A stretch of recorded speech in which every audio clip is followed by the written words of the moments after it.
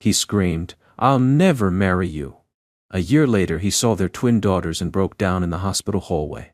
Alexa Walsh had never imagined her life would turn into a scene so devastating, so humiliating, that it would leave a mark on her soul forever. She had rehearsed this moment countless times in her head, standing tall, calmly delivering the news, prepared for surprise, maybe even discomfort. But nothing had prepared her for the reaction she got. She stood in the sleek glass and steel office of Bennett Holdings, her fingers nervously clutching the small ultrasound photo in her pocket. The early morning sun poured through the panoramic windows behind the imposing mahogany desk where Jason Bennett sat in his signature tailored navy suit, skimming through financial reports as if nothing in the world could shake him. Her heart pounded as she cleared her throat, barely able to find her voice.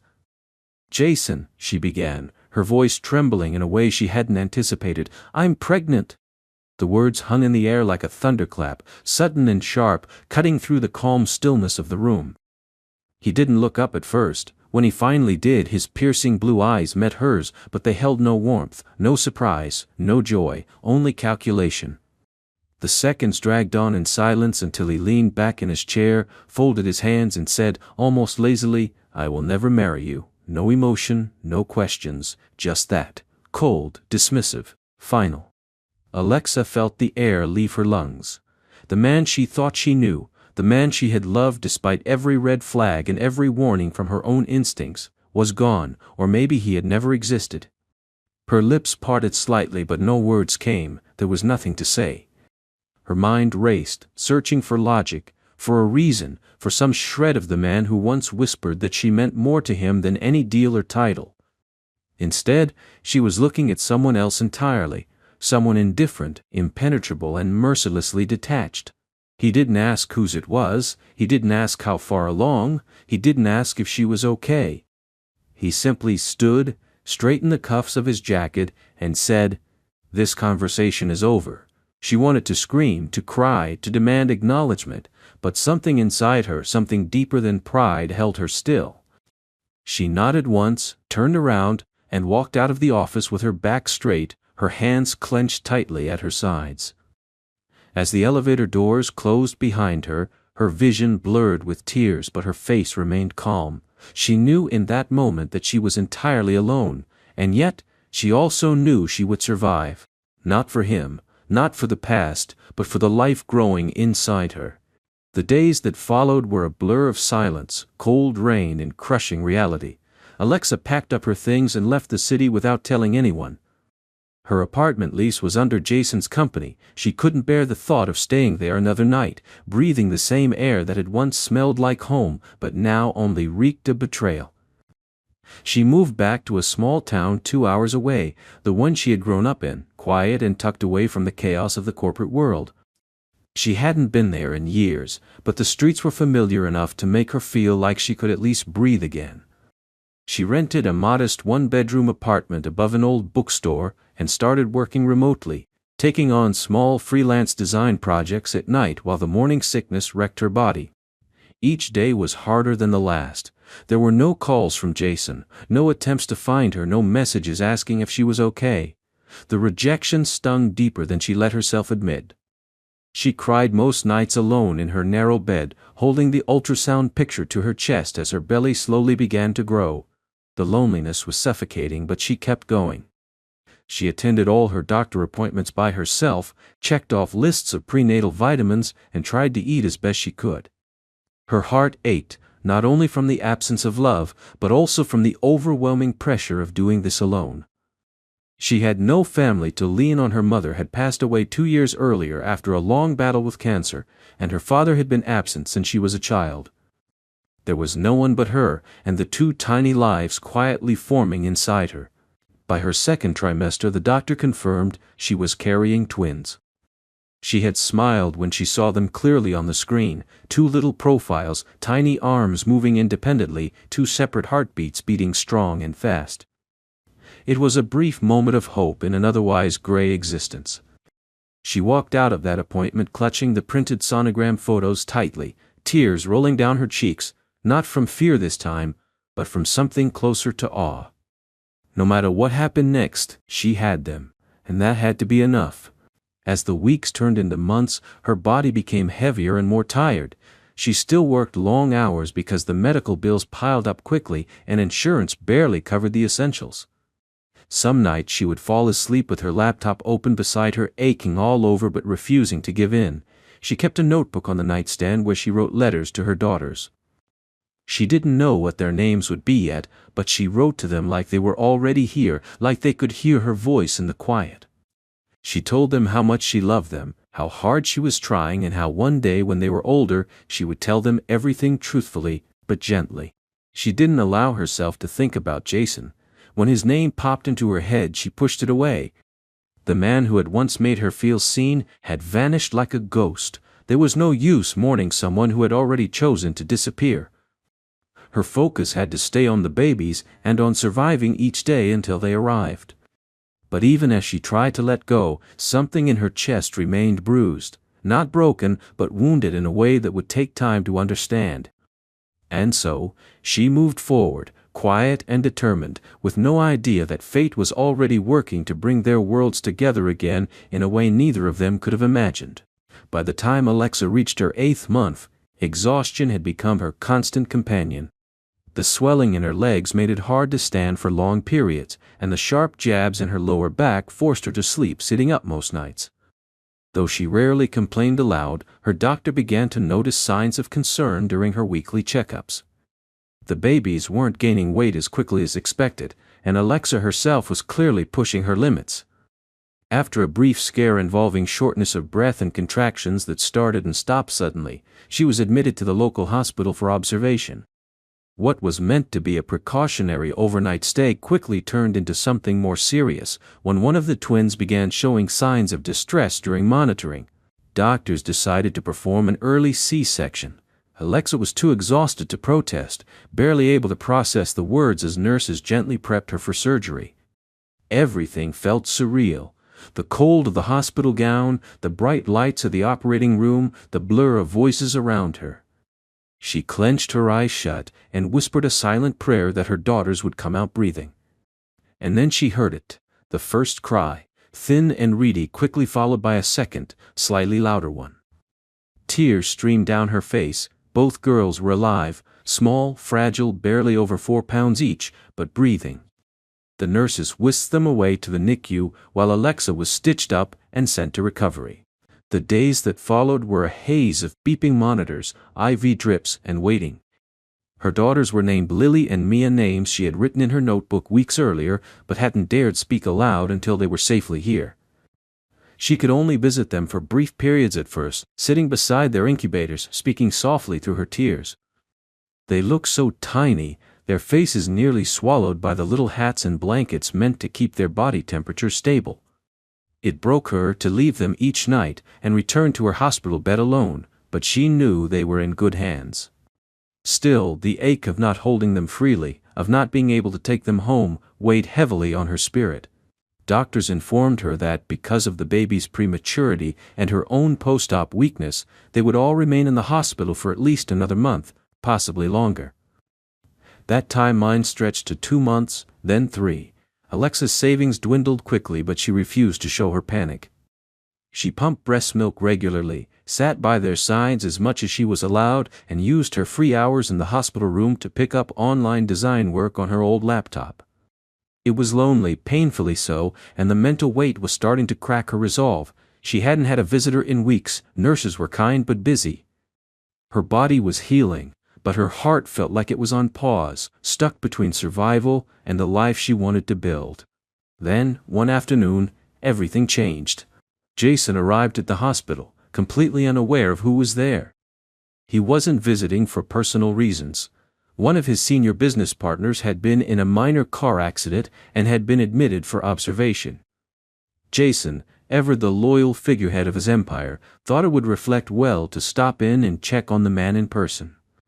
But between unreadable signage and a distracted receptionist, he took the wrong elevator and got off on the pediatric floor instead of general care. As he walked down the bright hallway confused, he caught a glimpse of someone that made his feet freeze.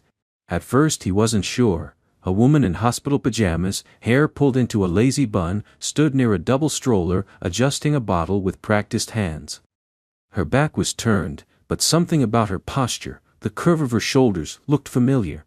She turned slightly, and the light hit her face. It was Alexa. Jason stood there, stunned. He felt like the air had been knocked out of his lungs.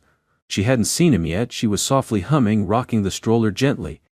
Then she looked up, and their eyes met. The world seemed to go still for both of them. Her face paled. He took an uncertain step forward. Neither of them said a word. And then, slowly, he lowered his gaze to the two infants sleeping side by side in the stroller. Both had delicate dark hair, and when one stirred and opened her eyes startlingly blue and familiar, he felt his stomach drop. The realization hit him like a tidal wave. These were his children, not a rumor, not a suspicion. There they were, real, living proof of the life he had rejected. Alexa said nothing. She didn't cry or scream. She picked up the bottle, turned her back to him, and walked calmly into the hospital room. But Jason couldn't move. His body was rooted to the spot, heart thundering in his chest. For the first time in years, he didn't know what to do next. Jason stood outside the hospital room door for several minutes, unable to convince his legs to move or his mouth to form words. His brain was still trying to catch up with what his eyes had seen.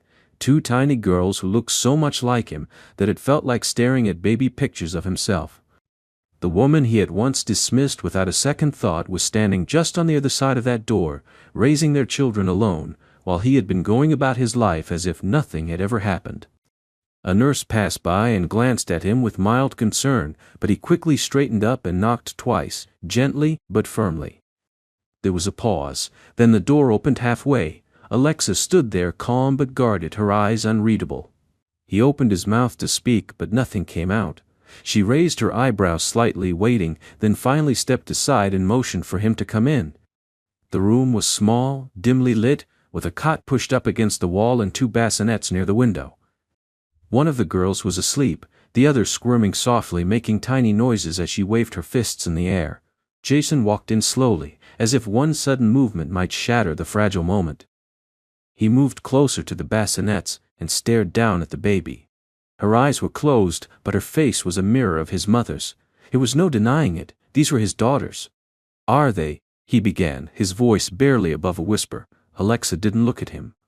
She sat down on the edge of the cot and crossed her arms tightly. "Yes," she said simply, "they're yours." The words hit him like a blow. He staggered slightly, then pulled up the plastic chair near her bed and sat down heavily. The room was quiet except for the occasional beep from a nearby monitor and the soft sighs of the sleeping infants. Jason ran a hand through his hair, staring down at the floor, then up at her. She looked so different from the last time he had seen her, tired, pale, worn, but stronger somehow, more grounded, as if everything he had overlooked before had finally surfaced. "Why didn't you tell me?" he asked eventually, his tone more confused than accusatory. Alexa let out a dry laugh, not cruel but bitter. "I did. You just didn't care to listen." He opened his mouth to protest but stopped, because she was right. He had cut her off, dismissed her, shut the door on any possibility that the pregnancy was real or that it mattered. Now he sat in the wreckage of that moment, trying to pick up pieces that might be too broken to mend. He looked at her again, really looked this time not as a problem to solve or a mistake to erase, but as a person who had endured something he couldn't yet comprehend. "I didn't know," he said quietly, "and I didn't know what kind of man I was until now." Alexa turned to him then, not softening but meeting him head on. "They've been in this hospital for 3 months," she said. "They were premature. I had surgery. I almost lost one of them. I haven't left this room for more than an hour in weeks. So forgive me if I'm not exactly thrilled to see you standing here like you won a medal for showing up late." Her voice wasn't raised, but the anger underneath it trembled like something tightly contained. Jason nodded, not defensively but with real weight. He didn't argue, he didn't make excuses. He looked at his daughters, then back at her. "Can I stay?" he asked. "Just for a little while?" Alexa didn't answer immediately. She looked at her babies, both now asleep again, and something shifted in her face, less fury, more fatigue. She nodded once, then laid back on the cot and closed her eyes. Jason remained where he was, not moving, just sitting there in stunned silence. He didn't know what this meant yet, didn't know what came next, but he understood one thing with complete clarity: this was no longer about pride or ego or control. It was about showing up. For once in his life he was willing to start there. Jason returned the next day, earlier than he expected himself to. He hadn't slept much the night before. His mind had been a restless stream of images and thoughts that didn't let him find peace. The sight of those two girls, so small and delicate yet so undeniably his, had embedded itself in him in a way nothing else ever had. He found himself standing again in front of the same hospital room door by 7 in the morning, carrying a paper bag with coffee and a small container of oatmeal, not sure if Alexa would accept them, but needing to try.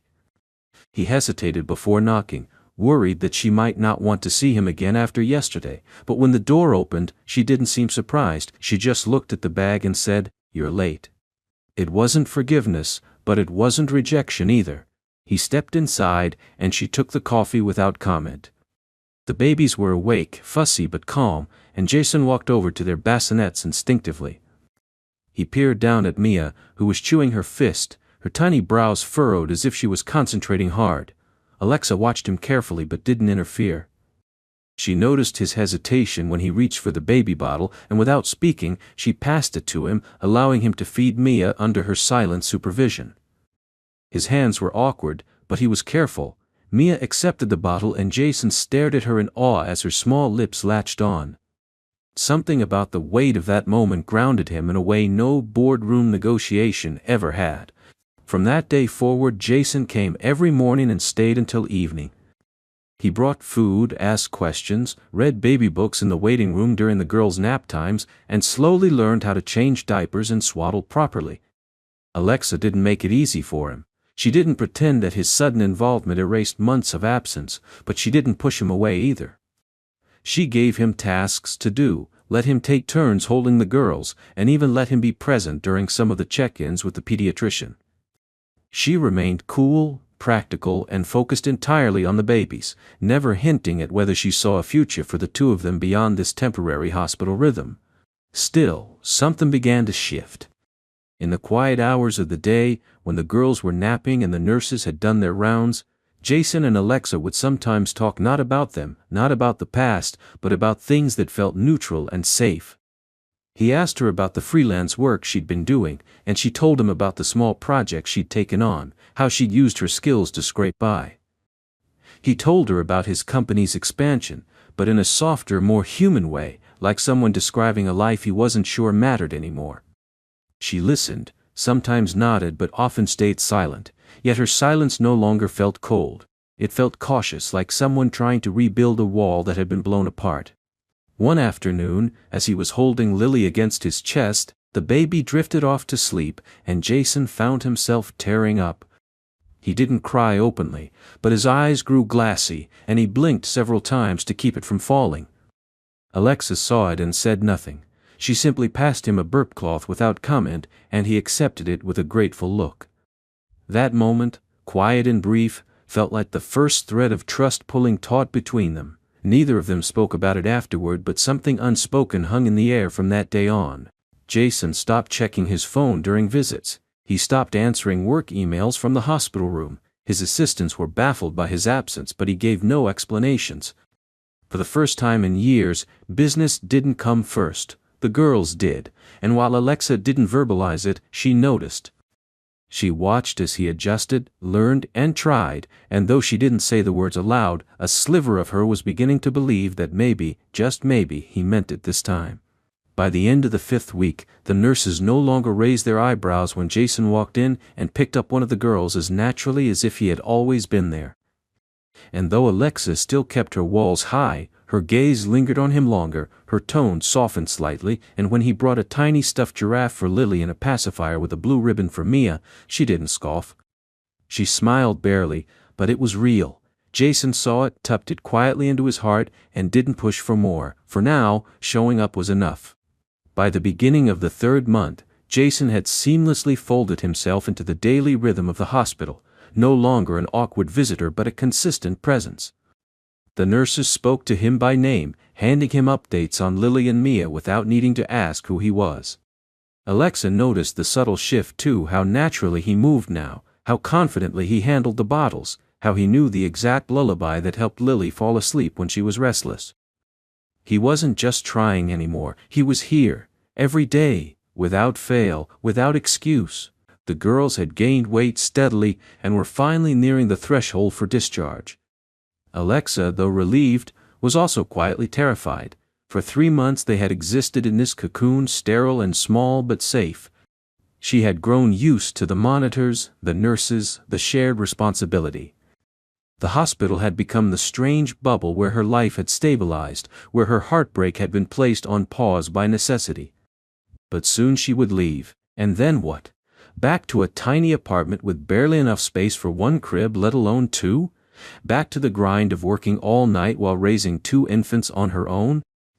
And now, with Jason's presence becoming something consistent, something her daughters had already come to expect, what would happen if he disappeared again? Jason seemed to sense her anxiety, though she never spoke it aloud. One evening, as Alexa sat folding the girls' hospital clothes in silence, he gently asked, "Where will you go when they're discharged?" She hesitated, then replied carefully, "Back to my apartment. It's small, but I've managed." He looked at her for a long moment, not with pity but with something more complex: admiration, guilt, hesitation. "You shouldn't have had to manage alone," he said. Alexa didn't respond. The silence between them was thick with everything they hadn't said. The next morning he arrived with more than just coffee. He handed her an envelope. Inside was a printed lease to a small house a few blocks from her current apartment, one with 2 bedrooms, a yard, and a nursery already furnished. Alexa stared at it in disbelief. "I don't want you to think this is some grand gesture," he said. "You don't owe me anything. It's just a place, somewhere safer, easier for them." She didn't answer right away. Her first instinct was to refuse, to protect her independence, her pride. But then she looked over at Mia, who had just started trying to roll over, and Lily, who had finally gained enough strength to cry loudly when she wanted to be held. Alexa's pride wasn't more important than their well-being. Still, she made her voice steady. "You're not buying us," she said. Jason nodded. "I know, that's not what this is." Later that evening, while the baby slept, Alexa stood at the window, arms crossed, as she watched the street lights flicker below. Jason was reading quietly on the couch, one hand resting near Lily's bassinet. He didn't talk much anymore, not unless she started the conversation. She appreciated that. It gave her space. Still, tonight felt heavier than usual. "Why did you really come back that day?" she asked suddenly. He didn't look up at first. Then he closed the book and said, "Because I got lost on the wrong floor. And then I saw you, and I realized everything I'd spent my life chasing meant nothing compared to what I threw away." His honesty stunned her. Not because of what he said, but because of how he said it, quietly, without drama, without expectation. It wasn't a performance, it was just truth. She didn't reply, but she didn't turn away either. She stood by the window a little longer, and when she finally sat down, she did so beside him. The gap between them was still wide, but not as wide as it had been. The following week, the doctors finally gave the official word: Lily and Mia were ready to go home. Jason was in the room when the announcement came, and Alexa watched him blink quickly, as if holding back tears. Discharge papers were signed, car seats were brought in, and tiny outfits chosen. Jason carried the bags. Alexa carried Mia. A nurse carried Lily out into the waiting hallway. For the first time in months, they stepped out of the hospital into the open air, the evening light casting soft shadows on the pavement. Jason didn't ask to ride with them. He didn't offer. He simply followed in his own car, parked across the street from her building, and waited until she unlocked the front door. He helped bring in the bags and then stood in the doorway, uncertain. Alexa looked at him, then stepped aside to let him in. It was small, tight, barely room for the bassinets. But it was warm, and it was hers. And now, for the first time, it felt like maybe it didn't have to be hers alone. The first days at home were harder than Alexa had imagined, even after months in the hospital. Despite the joy of finally being out of the sterile walls and artificial light, she now had to face the full weight of life on her own turf. 2 newborns needing her attention every hour. Feedings blurring into each other. nights without sleep becoming the new routine. The apartment felt even smaller now, cribs taking up the entire bedroom, and the tiny kitchen barely accommodating a bottle sterilizer and pump. Alexa found herself struggling to manage even the simplest things like showering or preparing a full meal. The silence of the home, once a source of peace, became overwhelming in those long crying-filled nights. Jason didn't ask to stay, he never imposed. But the day after they were discharged, he showed up at her door just after sunrise holding grocery bags, and she didn't stop him from entering. He moved quietly through the kitchen, stocking the fridge with essentials, setting up a coffee maker, and making oatmeal while the girls still slept. When Alexa woke to the smell, for the first time in weeks, her body felt something close to safe. She walked into the kitchen, bleary-eyed and unsure of what to say, but he didn't press. He just handed her a cup of coffee and said, "Sit, eat, I'll change them when they wake." That became their rhythm. Jason would arrive each morning and leave late in the evening. Sometimes he cooked, sometimes he just cleaned, but he was always present. He held the girls when Alexa needed to nap, walked them around the apartment when they were fussy, and sat with them in the middle of the night when colic stole their sleep. Alexa was hesitant at first, always waiting for the moment he would stop showing up, but it never came. He returned again and again, each time more comfortable, more familiar, more quietly rooted in their lives. One evening, 2 weeks after they had come home, Alexa found him sitting on the living room floor with both girls in his lap. They were dressed in matching onesies, and he was reading from a picture book about animals, mimicking the sounds with a gentleness she never would have expected from the man who once dismissed her with such finality. She stood in the hallway, watching the three of them in the soft glow of the lamp, something in her chest aching in a way she couldn't quite name.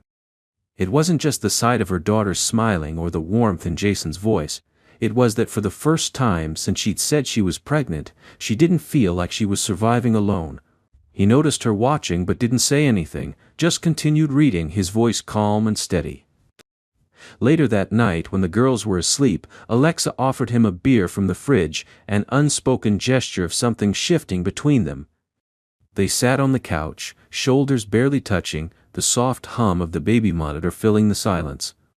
Jason sipped slowly, his gaze on the floor. "I think about that day in the office more than you know," he said eventually. "About what I said, what I didn't say. I was a coward, I was selfish, I thought walking away would make it disappear."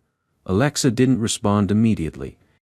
She stared straight ahead, unsure whether his regret should comfort or irritate her. But eventually she said, "I didn't need you to be perfect, I just needed you to care." He nodded, swallowing hard. "I didn't, not then, but I do now." His voice cracked slightly and he looked at her then, really looked like someone seeing the full weight of what had been lost. Alexa's hands tightened around her mug. She wasn't ready to let go of all the hurt, not yet, but she was also tired of carrying it alone. "This isn't about us," she said finally, "it's about them. I can't afford to let them trust someone who won't stay." Jason nodded again, this time slower. "Then I'll keep staying, until you believe I will." He did, day after day. Alexa stopped counting after week 4. By then, he had started helping with the freelance work too, setting up her website, handling minor invoices, giving her the breathing room to sleep for a few hours between client calls and bottle feeds. He never brought up their past unless she did, he never hinted at wanting more, he simply became part of their life, a quiet, unwavering support. Even the neighbors began to refer to him as the girl's dad, and Alexa didn't correct them, because, in every real way, he was. On the girl's 6-month mark, Jason surprised her. He had printed out every photo he had taken over the last few months, first baths, first smiles, sleepy cuddles, and arranged them into a handmade scrapbook, leaving the last page blank. When she asked why, he said softly, "Because we're still writing the rest." Alexa stared at the empty page for a long moment before she closed the book and whispered, "Let's hope the story's worth finishing." Jason reached across the couch and touched her hand. She didn't pull away. In that quiet moment there was no forgiveness spoken, no declarations of love or dramatic promises, just presence, just choice. And for now, that was more than enough. The night before Lily and Mia's first birthday, Alexa found herself standing alone in the living room, surrounded by balloons she had yet to hang and cupcakes she hadn't frosted. The girls were asleep in their cribs after a chaotic evening bath, and Jason had gone to pick up a few last-minute decorations from the store. The apartment, though still small, now felt different, full of warmth and history, marked by the steady hum of life that had been carefully, painfully built over the past year. The walls bore signs of their story: framed photos, crayon smudges, and even a small dent near the hallway from when Jason accidentally rammed the stroller into the corner. Alexa stood quietly, her arms wrapped around herself, trying to absorb the reality of what they had become. This year had tested her in every way imaginable. There were nights she cried alone in the bathroom just to release the pressure of being everything at once: mother, provider, protector. But Jason had been there, every single day, quietly reinforcing the foundation beneath her with actions, not promises. He never pushed, never rushed her healing, never made demands about what their relationship should be. Instead, he poured himself into the role of father with a devotion that sometimes stunned her. He remembered every doctor appointment. He handled fevers in the middle of the night with calm precision. He had memorized their favorite songs, their feeding schedules, even which pacifier each one preferred. Somewhere along the way, without either of them announcing it, they had become a family. When he returned that evening, arms full of streamers and paper crowns, he gave her a tired but genuine smile. "I think I bought out the party aisle," he joked, but Alexa could hear the underlying nerves in his voice. They both knew what this night symbolized. It wasn't just a birthday, it was the end of the first chapter, and possibly the beginning of something more. After the girls were tucked in again, after stories and lullabies and the stubborn refusal of Mia to fall asleep until Jason had rocked her for a full 10 minutes, Alexa and Jason found themselves sitting at the tiny kitchen table, sharing a slice of early birthday cake. The air was different, more fragile. She looked at him and said, "You've done more than I ever expected you to." He looked back at her, carefully. "I didn't come here to prove something. I came because I couldn't imagine not being here." She hesitated, then stood and walked over to the small shelf in the living room where the scrapbook still sat. She opened it to the last page, the blank one, and placed a photo there she had printed just hours earlier. It was the four of them, on the couch, the girls in matching pajamas, Jason mid-laugh, and Alexa looking toward him with an expression she hadn't realized had been captured. Hopeful, open, whole. She slid the photo into the sleeve and whispered, "That's our new first page." Jason crossed the room slowly, unsure of what to say. But before he could speak, Alexa turned to face him fully. "You hurt me. More than I thought I could ever recover from," she said, her voice steady. "But you stayed. You stayed through every hard night, every diaper, every fever, every fight. You showed me who you could be, and that version of you, I love him." It wasn't a dramatic kiss or a sweeping embrace. He simply stepped forward and took her hand. His fingers were trembling. "Then let me be him, for good, for you, for them." And this time she didn't hesitate. She nodded, and for the first time in a long time, she let herself lean into him, not because she needed saving, but because she finally believed she didn't have to carry everything alone. The next morning, their apartment was filled with laughter, squealing toddlers, and the slightly off-key singing of two tired but joyful parents. Balloons bounced off the ceiling, streamers tangled in chairs, cupcakes smeared across tiny hands. It wasn't a perfect party, but it was real, and that made it beautiful.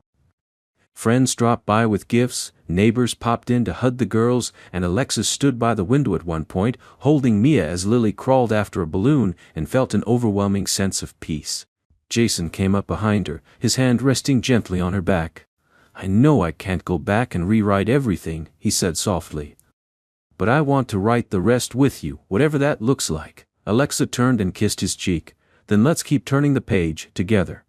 And in that crowded, joyful, chaotic room, they did just that. No grand vows, no perfect ending, just love in its truest, most patient form. This story closes not with a dramatic twist, but with something far more powerful: quiet redemption. What makes the ending satisfying isn't just that Jason changes. It's that he earns his way back into the lives he once walked away from, not through apologies but through presence, effort, and time. Alexa doesn't forgive easily, and she shouldn't, Her strength isn't just in surviving alone, it's in choosing to let someone in again, on her terms. The girls, too young to know their father's mistakes, become the very reason he becomes someone worth trusting. That's what gives this story its weight, not just love found, but love rebuilt. And in a world where people often walk away when things get hard, watching someone really stay, is the most shocking and beautiful ending of all.